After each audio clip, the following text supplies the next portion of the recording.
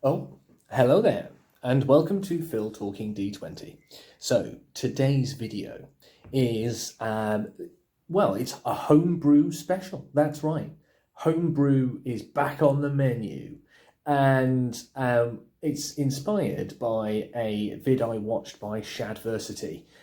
Great YouTuber, does loads of brilliantly nerdy stuff about swords and medieval armour and history and all that kind of good stuff. So well worth a watch. This one in particular, he was talking about Brigadine armour. And one of the topics that he brought up in his video was how Brigadine armour he thinks is probably one of the kind of the historical armours that has been misinterpreted by a lot of fantasy games and led to the creation of studded leather, because studded leather isn't really a thing apart from in RPGs.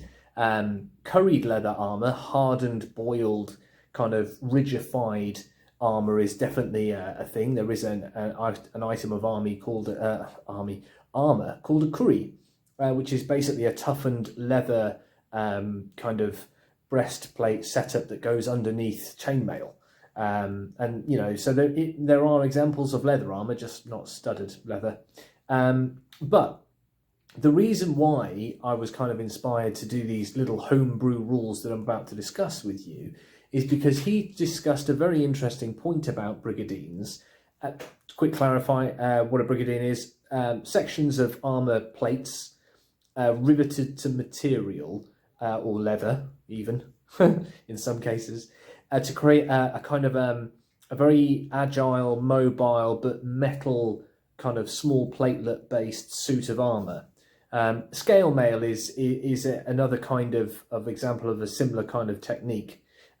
So it's that kind of an armour protection system. His video goes into great detail on it. I'm not going to try to do too much with that. Although from a flavour perspective, in Pathfinder 2e, you could quite easily say that scale mail could also be yes-anded into, you know, a Brigadine without too much kind of need to change actual rule mechanics, really, in the grand scheme of things. It's still very much a similar vein and type of armour. And there isn't a huge amount of variance in armour in core rules, so reflavouring something, you know, renaming it is just as adequate. You're not going to be misrepresenting it in terms of the basic rules presented in Pathfinder 2.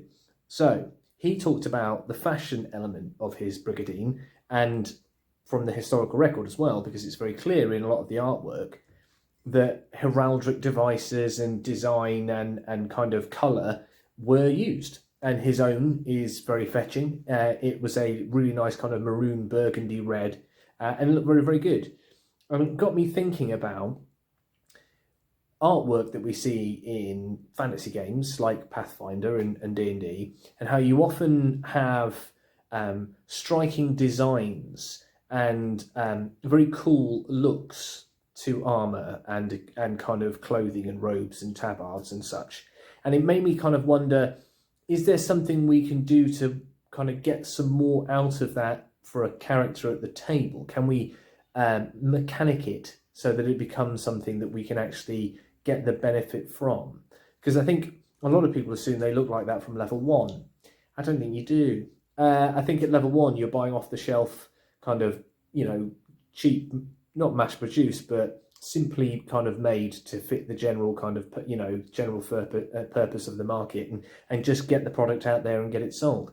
I don't think you're quite at the stage where you're at level 1 turning up in elaborate full plate, gilt in bronze and gold, and richly embellished with engravings, because that would be very expensive, wouldn't it? So it brings me to kind of talk about the homebrew rules that I've created and why. And the first one is called tailoring, and it's essentially an item upgrade, and it's a level 1 item upgrade, and it comes in 3 forms: fashionable, noble, and scary. And effectively what these do is they give you a bonus to a particular skill most of the time. And what I mean by that is there is a little bit of balance and a little check and balance kind of system built in to kind of, I suppose, give a bit of flavour to your world. And I think it's important because I think it's a really fun and interesting opportunity for players and GMs alike at their tables to suddenly think, oh, fashion, what does it mean in our world? What does it mean to our characters? What does it mean to our play experience? You know, when you look at kind of how fashion changes, you can see changes in the fashions that we have in our societies now compared to the 60s. And again, if you jump even further back, go back to Elizabethan England, and people wore these big ruffs around their necks, and they were a particular fashion at one time. So you can have a lot of fun with it. Look at catwalk fashion, really kind of out there art where fashion and art merge. And you look at those kind of, you know, incredible individual pieces on the catwalk as they're being kind of, you know, kind of, they're coming out and they're kind of coming down the catwalk towards you. And this model's wearing something that is that kind of crazy, that it is, you know, art meets fashion. You know, there's all sorts of wild and crazy stuff you can go with. So you can be as rich and over the top and embellished as you like, or you can simply use these mechanics and kind of, you know, choose to not get too embroiled in cutting edge medieval fashion, which I wouldn't blame you for, because like a ruffle around your neck all the time would be quite awkward, wouldn't it? It'd be like being a cat wearing one of those cones. It would be probably actually quite annoying.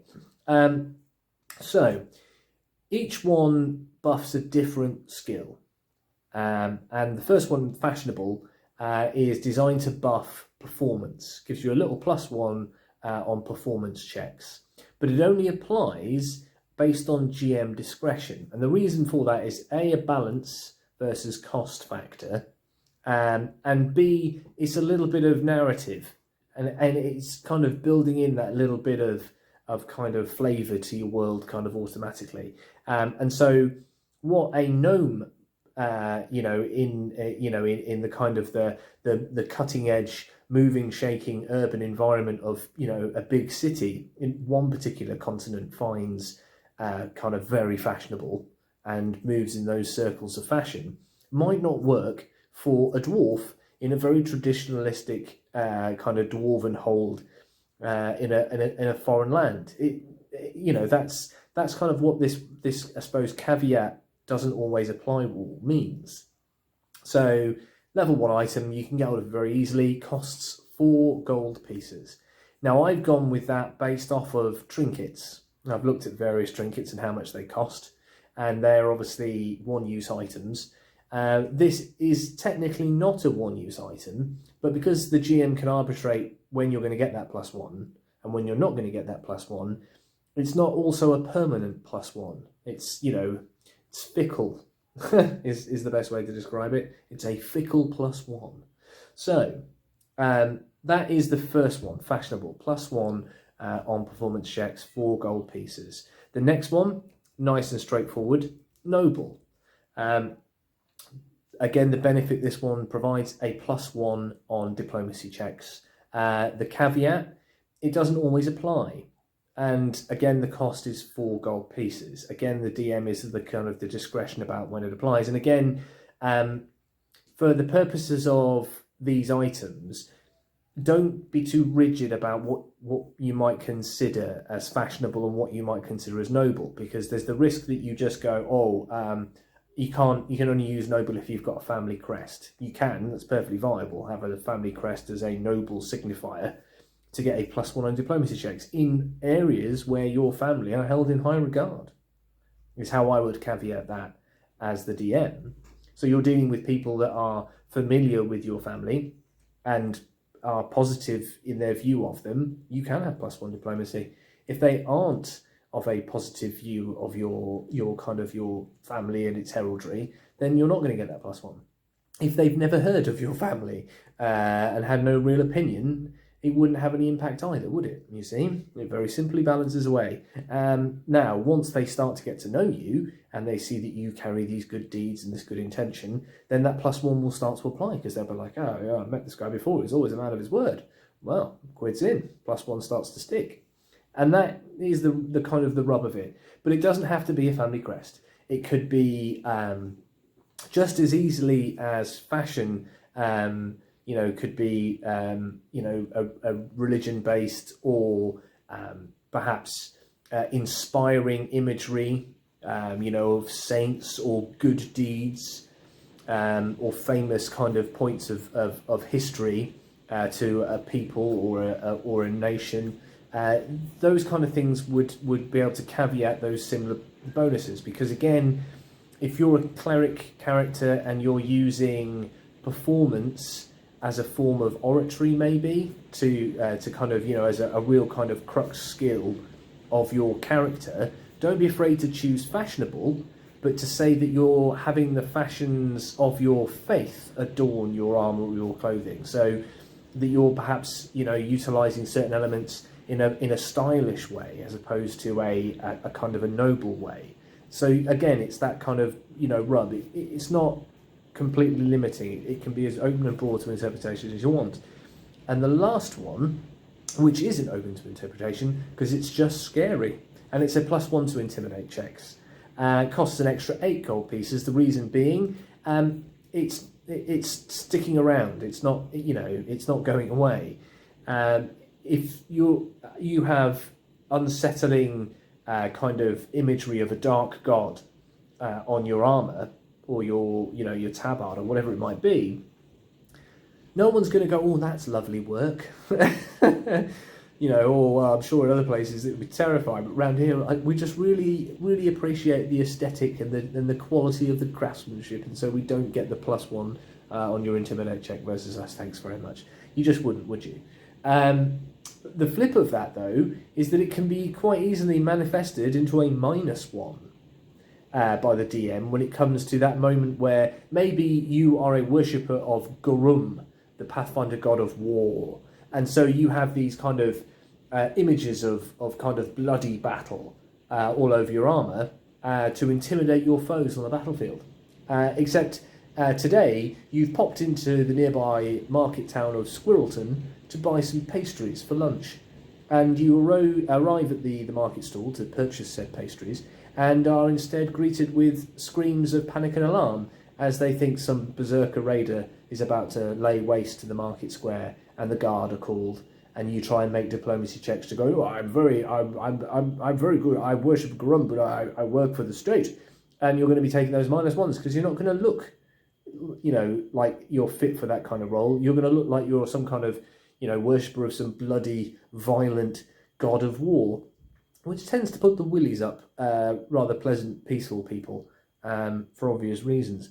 So, yeah, just, don't be afraid to have a little bit of pushback if it's funny and if it kind of fits with the vibe. I think there's a lot of fun to be had with that. And again, have a lot of fun with your imagination in terms of what fashions mean in your world.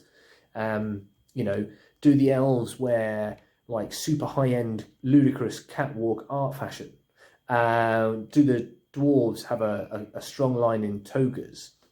Think about what you might kind of want those kind of vibes to be, and have fun with them and create them, and make them an extra layer of flavour in your world. So that's the kind of the fashionista element of Shad's video, elaborated on needlessly for the purposes of some fun homebrew rules. But what else did he talk about? The one that really stood out to me was when he was talking about the particular design of his particular Brigadine, and how it opens slightly towards the upper chest, the armpit area, to allow for a bit more expansion and a bit more fluidity of movement for his upper body, and how the armour in general had a bit more give in it because of the way it had been kind of designed. And he talks about historical examples, and there were examples that clearly weren't kind of tailored. There's one he referred to, I think they called it a wasp style Brigadine, where it cut in at the waist and then back out again to kind of hug the individual's figure and splayed out in the upper chest area for a bit more, kind of mobility. And it got me thinking about one of the little holes we have in items and item progression. It's a very small one, but it's a bit of a niggling one for me, because I remember Pathfinder 1 and 3.5 where the traditional arc was standard items, masterworked items, magic items. Now in Pathfinder 2, although there are some brilliant rules for what they call expert and master and legendary crafted items. So in the Dungeon Master's Guide, there is an area of variant rules where there's all sorts of great alternative kind of options for your game. And one of them is essentially enabling crafters of certain skill levels to create +1, +2, +3 item bonuses that are non-magical and add damage dice to weapons that aren't magical. In case you don't have magic at all, or magic super rare for whatever reason, you can still add in these bonuses, but from a craft skill proficiency basis, which I thought was really funky. And again, from this perspective, that's kind of what this does. So fitted means that the armour that you have applied this property to has been extensively modified by a blacksmith tailor type individual to fit you better. And what it does is it gives you, it increases the max dex cap of the armour by +1.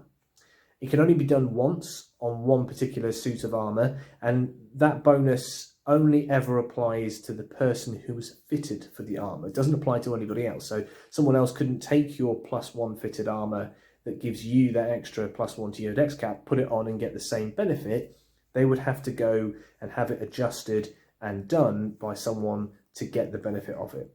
Now, I've put a scaling price on this item as a level 1 item modification.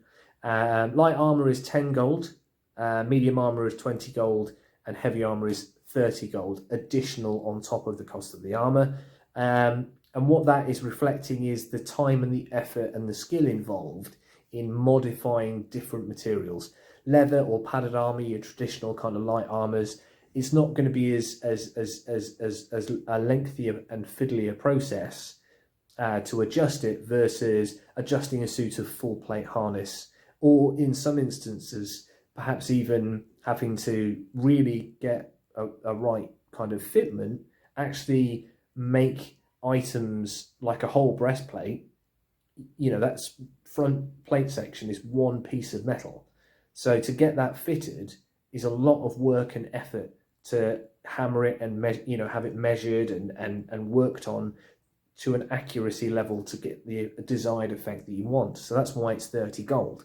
At level 1 you're not buying full plate, and at level 1 you're not buying full plate and then getting it tailor fitted. This is one of these nice little tweaky things that you can just filter in and add just a little bit of flavour to.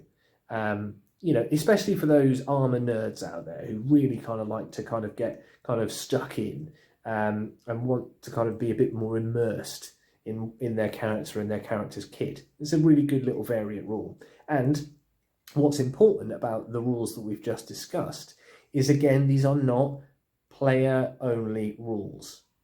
So if you want a villain to have a suit of fitted armour and get that +1 dex cap, do it. You're the DM. And what you should never do is lock it either way. So only NPCs can have fashionable clothes, or only PCs can have fashionable clothes, because that is when you get balance, because you're not getting a fair spread of a bonus that is open and available to everybody. You know, the villain should be able to have scary, fitted, full plate armour if you wish as the GM, and it's appropriate, and the party are invested in these kind of items equally so. Just like you shouldn't be afraid to have your, villain have a healing potion that he might break away, disengage from combat, drink, and then re-engage combat, during one of his turns. And in some respects, that can be a good pause break for a heated combat for the other members of the party to kind of go, I'll take a quick step out, drink a potion because he's disengaged to do the same thing. Maybe he's bought himself a round, maybe you've bought yourself 2 rounds, who knows? There's a great DM phrase, anything you can do, I can do. Which is that if a player can do something, so can a GM. Doesn't quite go the opposite way, because obviously, players are certainly limited by how much they can actually do compared to a DM, because they're the players. And that's, I suppose, a really good angle to take. Never overstep your mark as a GM. So don't go around giving everything fitted, even if it's like, because it's expensive. Take a view on it and go, well, this guy probably couldn't afford to have it fitted. You know, he's just got, you know, cheap off the shelf heavy armor. You know, you don't have to use stuff all the time. You don't have to have every encounter rammed full of healing potions so the enemy never die and they just out healing potion drink the party repeatedly until the party's dead. You know, there is balance to be found, much like in Star Wars and the Force. So hopefully you like these funky little rules. Hopefully they will inspire you to add some fashion, darling, to your world. And if you want to use these and have fun with them, by all means do. There's going to be a link to Shadversity's video down below in the description. And there's also going to be a link to a PDF document with these rules in as well. So that if you want to kind of, you know, test fire them in your world and have some fun with fashion at your table, or having custom fitted armor of the highest quality, by all means use them and enjoy them. That's what they're there for. So that, I think, is a wrap for me. I've enjoyed this video. I hope you have. Across this week, we've got a couple more videos coming. I have written a custom archetype called the Armiger, inspired by my love of the Advanced Player's Guide. So that is coming up. You know, I might drop that tomorrow. I might drop it the day after. I'm not sure yet. I've also got a few more homebrew rules regarding shields and armour that certainly can, again, play into where the Armiger came from. So again, stay tuned for those. And at some point, I'm hoping to get round to my DM 101 series and get another one out on session prep and rules you should really kind of, you know, I suppose, ground yourself in when you're thinking about what do you really need to be prepared to run your first session. And yeah, plenty of more good stuff on the way. So stay tuned, stay safe, stay well, and I will see you on the next video. Peace out.